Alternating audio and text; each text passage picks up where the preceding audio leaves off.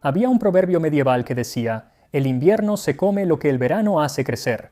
Así que, para sobrevivir a un invierno medieval, la gente tenía que almacenar los alimentos que cultivaban en el verano. Luego, durante todo el invierno, podían preparar platillos como el frumenti, una papilla de trigo perfecta para mantener el frío a raya.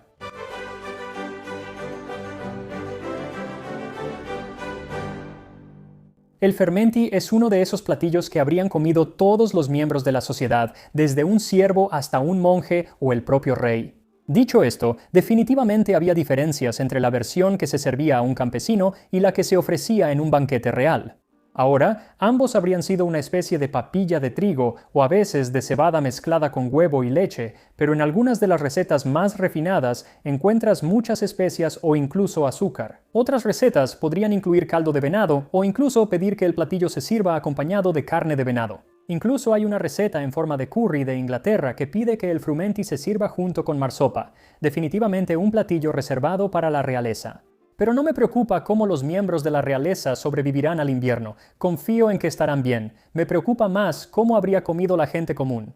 Así que quise encontrar una receta sencilla de frumente y la encontré en el recetario francés Le Viandier de Tevant, escrito alrededor del año 1300 es para Fromonte. Toma trigo, prepáralo, lávalo muy bien y cocínalo en agua. Cuando esté cocido, escúrrelo. Toma leche de vaca y ponla a hervir, agrega el trigo y hiérvelo de nuevo, revolviendo frecuentemente. Retíralo del fuego, revuelve seguido y agrega muchas yemas de huevo batidas. No debe estar demasiado caliente cuando las agregues. Algunas personas le ponen especias, un poco de azafrán y caldo de venado. Debe quedar amarillento y bastante espeso. Así que incluso esta receta da la opción de hacer un frumente más elegante, diciendo que se puede preparar con especias y caldo de venado o azafrán, aunque el azafrán en realidad solo está ahí para darle color si las yemas de huevo no son suficientes. Dicho esto, supongo que a la mayoría de los campesinos realmente no les importaba el color del platillo al final, así que probablemente no se molestaban en agregar azafrán. Más bien, solo les preocupaba mantenerse calientes. Así que para esta receta, lo que vas a necesitar es una taza o 200 gramos de granos de trigo, una taza o 235 mililitros de leche entera o leche de almendra. La leche de almendra se habría usado durante los días de ayuno y durante la cuaresma, que es principalmente en invierno, así que puedes usar leche de almendra, pero si haces eso, entonces realmente no deberías usar yemas de huevo. Pero no estoy haciendo esto durante la cuaresma, así que estoy usando leche normal y 3 yemas de huevo, también media cucharadita de sal y un poco de azafrán opcional.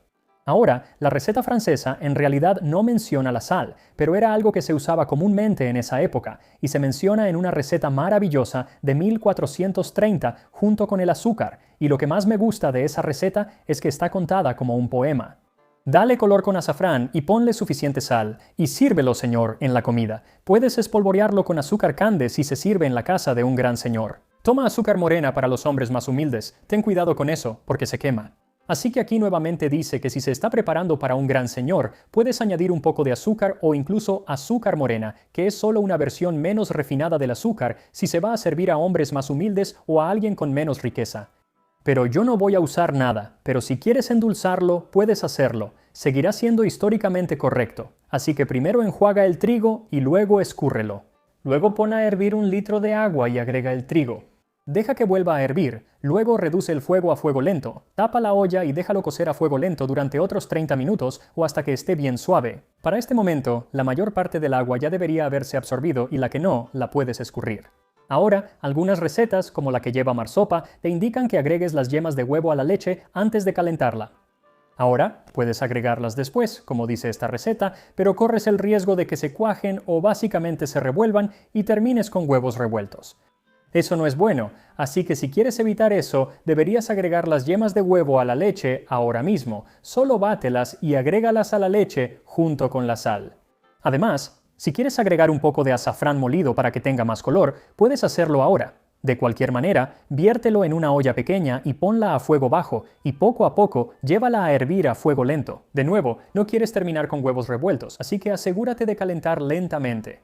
Una vez que empiece a soltar vapor, agrega el trigo y sube la temperatura a medio. Déjalo hervir suavemente, revolviendo para que no se pegue al fondo de la olla mientras se espesa. Y cuando ya esté espeso, está listo para comer. Y la receta original sí menciona que debe quedar bien espeso. Como diría mi nana, debe llenarte bien. Y debe ser así porque de esa manera te llenará y te mantendrá caliente durante un invierno medieval. Hubo un periodo desde alrededor del año 900 hasta 1300 en el que Europa fue inusualmente cálida y le dieron el ingenioso nombre de periodo cálido medieval. Pero empezando alrededor del año 1300 todo cambió. Se acerca el invierno. Este fue el inicio de lo que después sería llamado de manera más ingeniosa la Pequeña Edad de Hielo. Y aunque este periodo no vería sus temperaturas más frías hasta alrededor de los siglos XVII y XVIII, el siglo XIV comenzó con unos inviernos terribles. En 1300, 3306 y 1307, gran parte del mar Báltico se congeló y en el invierno de 1363 a 1364 hubo largos tramos del río Rin que se congelaron completamente durante 2 meses seguidos. Y aunque podrías esperar ese tipo de clima en el norte de Europa, el sur de Europa también enfrentó la furia del invierno. En el invierno de 1216, el río Po en Italia se congeló por completo, tanto que pudieron realizar un torneo de justas sobre él. Y en febrero de 1352, la ciudad de Florencia en Italia estuvo cubierta de nieve durante todo el mes. Un contemporáneo escribió que la nieve alcanzó una altura extraordinaria, así que para aligerar los techos, la nieve se arrojaba a la calle y algunos de los pueblos quedaron bloqueados, por lo que los habitantes estuvieron atrapados durante varios días en sus casas. Realmente espero que ese no sea el caso cuando vaya a Florencia el próximo mes, porque no estoy preparado para ese tipo de clima. Ahora, estoy seguro de que estos inviernos duros fueron difíciles para absolutamente todos, pero hubo algunos que estaban mejor preparados para enfrentarlos. Quiero decir, un castillo puede ser frío y tener corrientes de aire, claro, pero al menos tienes un gran fuego encendido en casi cada habitación, tapices en las paredes para mantener el calor y, por supuesto, mucha ropa abrigadora para usar. Ahora, muchas veces esta diferencia por supuesto tenía que ver con el dinero, pero a veces era simplemente por tu estatus social. Independientemente de si podías pagarlo o no, no se te permitía usar ciertos tipos de ropa. En las leyes suntuarias de Inglaterra de 1363 se establecieron reglas que decían que ciertos tipos de tela, así como ciertos tipos de piel, y a veces cualquier tipo de piel, no podían ser usados por la mayoría de la sociedad, sin importar si realmente podían pagarlo o no. Pero el invierno no solo se trataba de mantenerse abrigado, sino también de tener qué comer. Ese mismo año en que tuvo lugar el torneo de justas sobre el río Po congelado, un cronista italiano escribió lo siguiente: hacía tanto frío que el pan, las manzanas, las peras y todo tipo de comida se congelaban por completo, y no se podían cortar ni comer hasta que se calentaran y descongelaran junto al fuego. Incluso decían que el vino se congelaba en los toneles y que para sacarlo tenían que romperlo con un hacha. Cuando los ríos se congelaban, especialmente en zonas que no estaban acostumbradas a ese tipo de clima, distribuir la poca comida que tenían se volvía muy difícil, ya que gran parte de los alimentos solían transportarse en barco por esos ríos. Además, el congelamiento dañaba los molinos de agua, que en la época medieval eran numerosos, y esto significaba que el grano no podía molerse para hacer harina, así que en vez de pan tenías que comer algo como el frumente que estamos preparando hoy. Pero aunque hubo quienes fueron sorprendidos por el frío, la mayoría de la gente prestaba atención a las palabras de Howe Stark y sabía que el invierno se acercaba, así que se preparaban durante los meses más cálidos para sobrevivir el invierno. Acumulaban su trigo y cebada, y para protegerlo de los roedores y la humedad, primero colocaban una capa de aulaga u otra planta espinosa en el suelo del granero. Y esto mantenía el grano elevado del suelo húmedo, y las espinas dificultaban que las alimañas subieran por las tablas.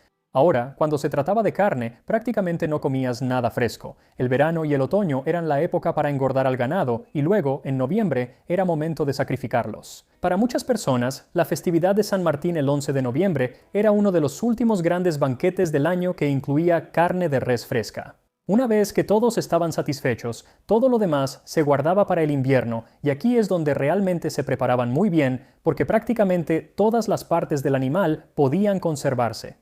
Ciertas vísceras se encurtían, mientras que la sangre se convertía en embutidos de sangre y morcillas negras que, si se mantenían fríos, podían durar meses. Luego, la mayor parte de la carne estaba destinada a ser secada, ahumada o salada. La carne podía convertirse en salchichas y luego colgarse sobre fuegos para ahumar. A menudo podías simplemente colgarlas en las vigas de tu propia casa, porque aunque tuvieras un agujero en el techo para dejar salir el humo del fuego, todavía había bastante humo en las vigas, ya que la chimenea ya se había inventado, pero en ese momento solo estaba en unas pocas construcciones de piedra.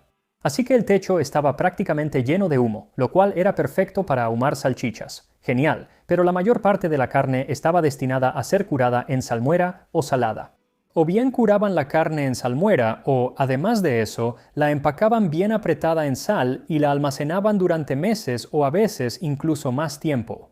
La buena noticia era que duraría todo el invierno. La mala noticia era que toda tu carne quedaba muy salada y muy dura. Y por eso, especialmente durante el invierno, todo se hervía. Durante el verano podías ver carne fresca asándose, pero la mayoría de las veces en invierno tenía que hervirse durante unas horas antes, solo para que fuera comestible.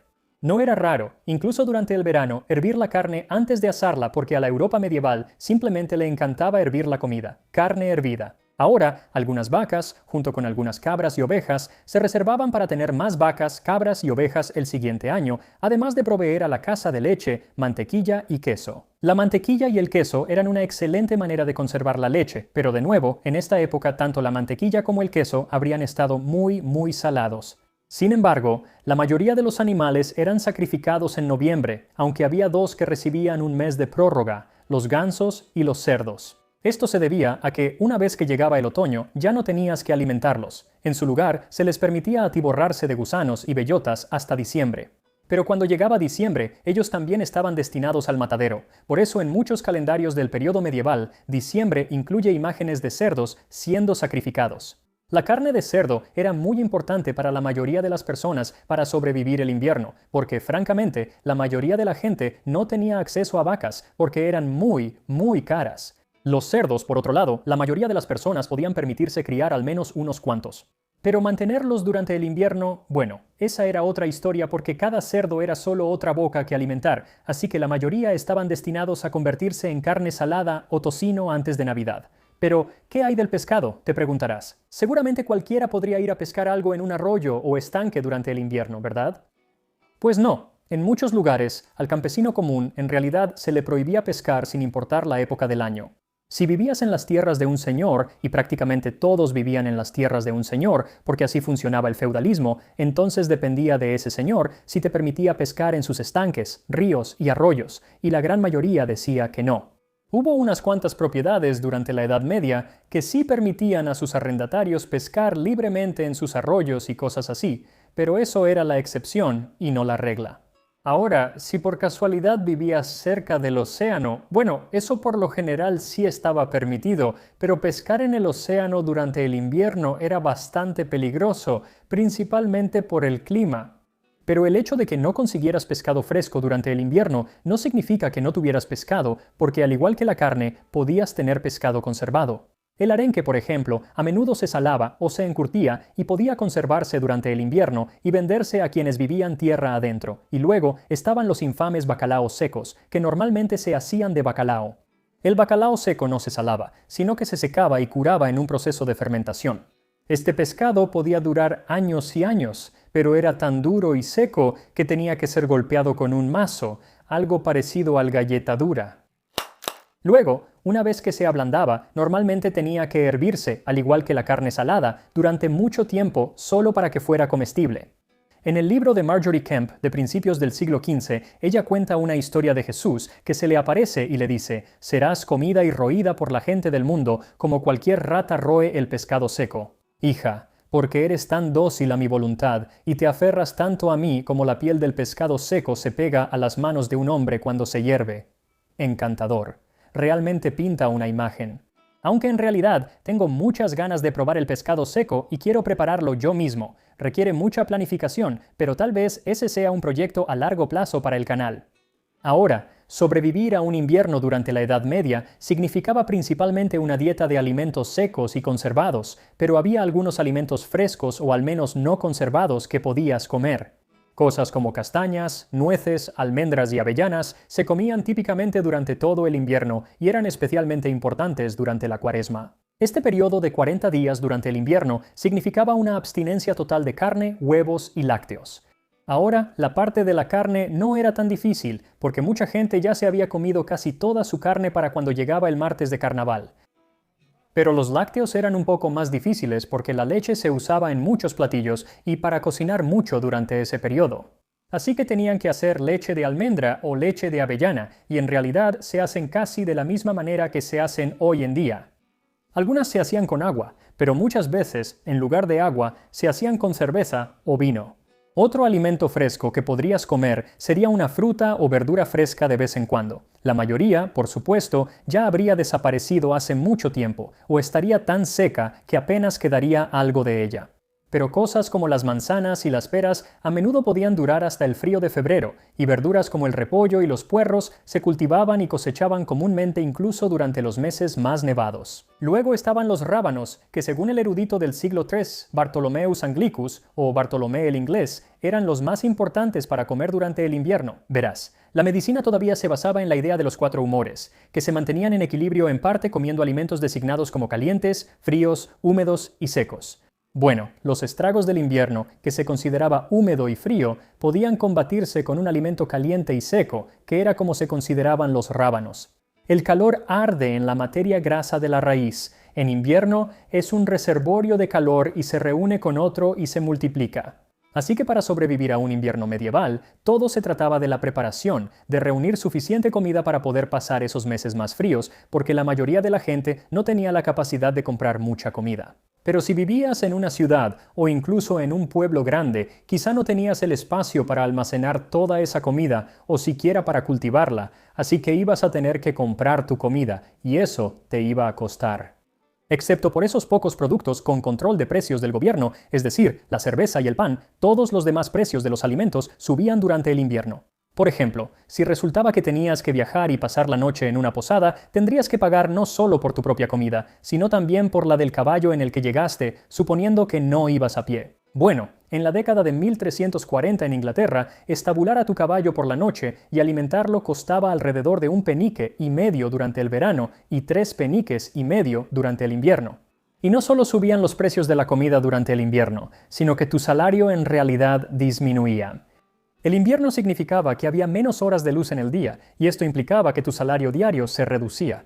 Por ejemplo, en Londres, en la década de 1340, un fabricante de tejas y baldosas, es decir, alguien que hacía baldosas para pisos y tejas para techos, ganaba 5,5 peniques en verano, pero solo 4,5 durante el invierno.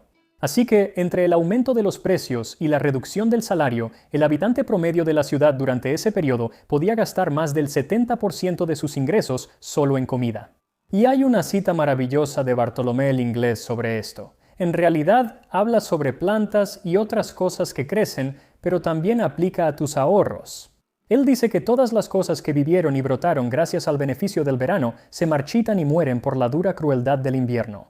Y por eso, en lugar de un suculento pollo o cerdo asado con especias para este episodio de invierno, decidí hacer esta sencilla papilla para un campesino medieval. Y aquí estamos. Frumenti del siglo XIV.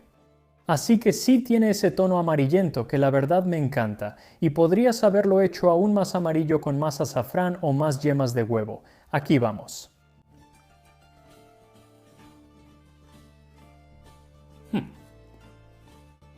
Interesante. Ahora, ¿necesita azúcar y especias? Creo que realmente ayudaría, pero en realidad tiene mucho más sabor de lo que esperaba por los huevos. Porque el trigo es algo insípido, pero los huevos le aportan cierta riqueza. Así que puedo ver por qué sería mucho más llenador que algo como la avena. Sí, o sea, está lleno de calorías. Así que probablemente un tazón mucho más pequeño sería suficiente. Así que en realidad está muy bueno. Y puedo ver que esto te mantendría abrigado y saciado todo el día, pase lo que pase, de verdad. También me encanta la textura, no está pastoso. Los granos de trigo se han mantenido enteros, así que cada uno como que explota en tu boca, supongo. Son lo suficientemente suaves para comer, pero no tanto como para volverse papilla. De hecho, eso me gusta. Probablemente le agregaría un poco de azúcar o algo de canela u otras especias que usaban en esa época. Pero sí, en realidad está mejor de lo que esperaba. Así que preparen un poco de frumenti, manténganse abrigados y nos vemos la próxima vez en Tasting History.